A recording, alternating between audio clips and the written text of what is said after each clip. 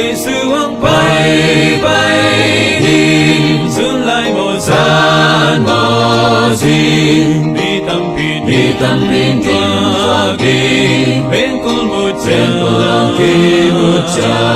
mi si tên thơ kỳ đi mi đích tên van doan đi si kỳ ngày nô đi van từng tác cha.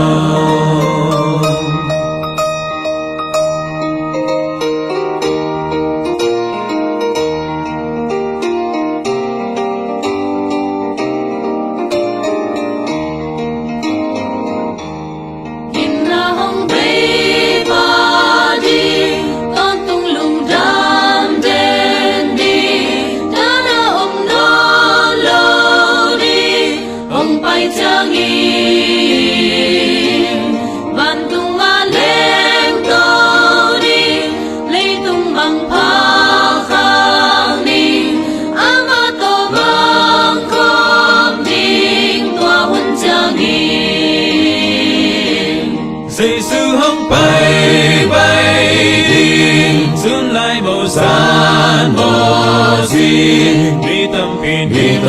qua đi bên con một cha mi si tên thơ kỳ đi mi đích tên van doan đi si kỳ ngày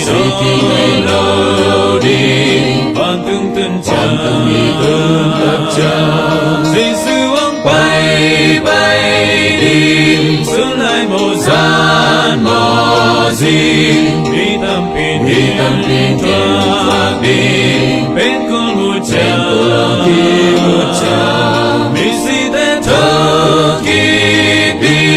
mi đích tên van doan đi si kỳ ngày